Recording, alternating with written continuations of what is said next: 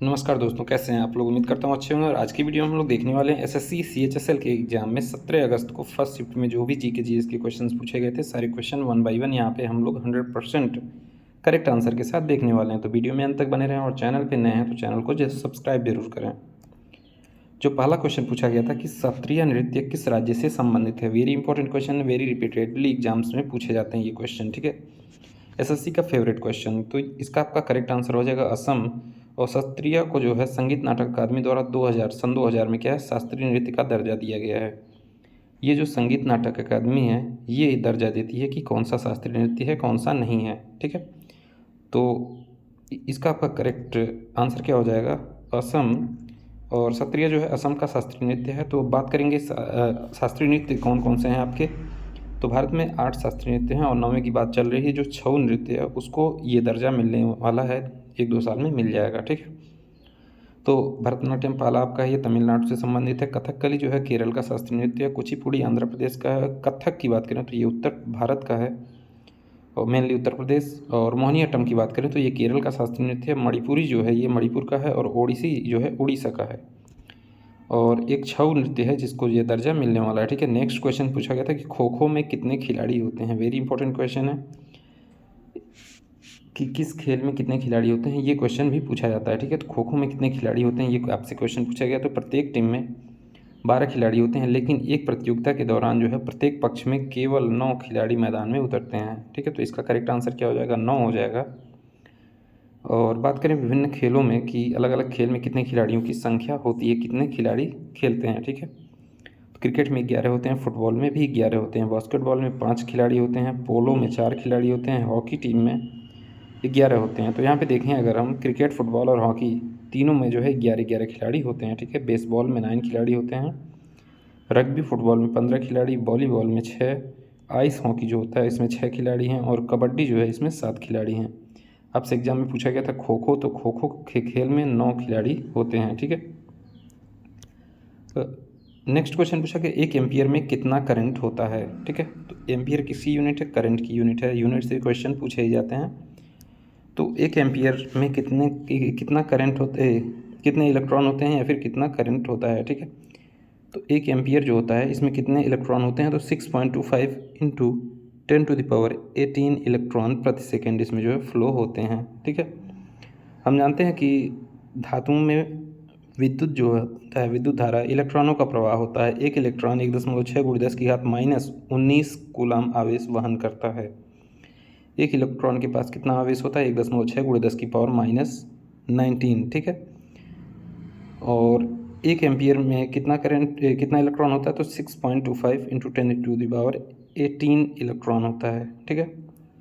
Next question पूछा गया था आपसे कि असम में सबसे प्रचुर फसल कौन सी उगाई जाती है। तो असम में कृषि क्षेत्र में मुख्य रूप से चावल, दालें और सब्जियां जैसी खाद्य फसलों पर केंद्रित है, ठीक है। असम किस पे केंद्रित है, चावल, दालें और सब्जियों पे यहाँ का कृषि जो है केंद्रित है। चावल राज्य में उगाए जाने वाली मुख्य फसल है और असम भारत के सबसे बड़े चावल उत्पादक राज्यों में से एक है। राज्य जो है जूट, चाय, सरसों का जो है प्रमुख उत्पादक है।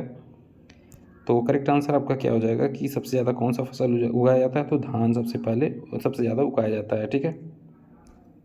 नेक्स्ट, राष्ट्रगोफ्तार पुस्तक किस धर्म से संबंधित है। राष्ट्रगोफ्तार पुस्तक जो है ये किस धर्म से संबंधित है, तो ये पारसी धर्म से संबंधित है। और दादा भाई नौरोजी ने गुजराती अखबार राष्ट्रगोफ्तार के संस्थापक थे और यह जो बम्बई में एक आंग्ल गुजराती पेपर आधारित था जिसे 1854 में दादा भाई नौरोजी और खरसेत जी कामा द्वारा जो है शुरू किया गया था। कौन कौन शुरू किए थे, दादा भाई नौरोजी और खरसेत जी कामा के द्वारा ये शुरू किया गया था। और पश्चिम भारत में पारसियों के बीच सामाजिक सुधारों का रिकॉर्ड बनाया गया था, ठीक है। राष्ट्रगुप्तार 4 दैनिक समाचार पत्रों में से एक था जो कि 1870 के दशक में बॉम्बे में सेवा करता था, ठीक है। सर दादा भाई नौरोजी को भारत के अनौपचारिक राजदूत के नाम से भी जाना जाता है और भारत के ग्रैंड ओल्ड मैन के नाम में से भी इनको जो है जाना जाता है। और ब्रिटिश संसद यानी कि संसद सदस्य बनने वाले पहले भारतीय कौन थे, तो ये थे दादा भाई नौरोजी, ठीक है। भारत के अनौपचारिक जो है राजदूत भी इनको कहा जाता है और ग्रैंड ओल्ड मैन के नाम से भी जाना जाता है। नेक्स्ट क्वेश्चन पूछा गया था जगजीत सिंह का संबंध किस क्षेत्र से है। ठीक है, तो जगजीत सिंह एक गज़ल गायक हैं, भारतीय गज़ल गायक हैं।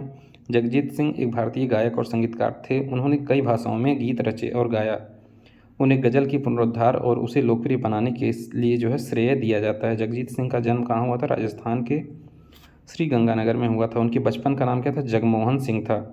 एक गज़ल अरबी कविता में उत्पन्न होने वाली कविता या ओदे के एक रूप हैं। एक गज़ल को काव्यात्मक अभिव्यक्ति के रूप में समझा जा सकता है। ठीक है, गज़ल जो है प्राचीन रूप है। नेक्स्ट क्वेश्चन पूछा गया था कि इलियाना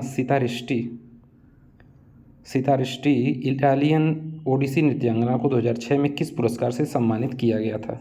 तो इनको जो पुरस्कार दिया गया था वो था पद्मश्री। इलियाना सितारिस्टी एक इतालवी ओडिसी और छऊ नर्तक और भारत के भुवनेश्वर में स्थित नृत्य प्रशिक्षक हैं। उन्हें 1995 में युगांत के लिए सर्वश्रेष्ठ कोरियोग्राफी के लिए 43वें राष्ट्रीय फिल्म पुरस्कार से सम्मानित किया जा चुका है और 2006 में ओडिसी में उनके योगदान के लिए पद्मश्री से सम्मानित किया गया है। ये जो है विदेशी मूल की पहली नर्तकी बनी थी। नेक्स्ट पूछा गया था कि राजस्व घाटे की गणना का सूत्र क्या होता है। तो राजस्व घाटा जो होता है फिस्कल डेफिसिट, ये जो होता है ये होता है राजस्व व्यय माइनस राजस्व प्राप्तियाँ। मतलब जो खर्चा हो रहा है उसमें से अगर जो प्राप्तियाँ हैं उनको माइनस कर देते हैं तो जो बचता है ये हमारा राजस्व घाटा यानी कि फिस्कल डेफिसिट कहलाता है।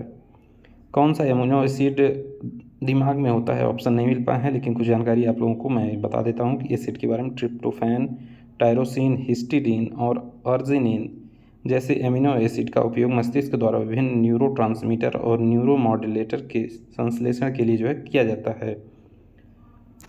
एक क्वेश्चन पूछा गया था डीपीएसपी से कि डीपीएसपी किस सिद्धांत पर आधारित है। तो 4 ऑप्शन आपको दिया गया था, समाजवादी सिद्धांत, गांधीवादी सिद्धांत और उदारवादी और बौद्धिक सिद्धांत। ठीक है, एक ऑप्शन में था नेहरू सिद्धांत। ठीक है, तो जो हमारा डीपीएसपी है ये 3 सिद्धांतों पर आधारित है, सामाजिक सिद्धांत, गांधीवादी सिद्धांत और उदार और बौद्धिक सिद्धांत। ठीक है, इसमें नेहरूवादी सिद्धांत नहीं था, तो वो वही उसी ऑप्शन पे आपको मार्क करना था।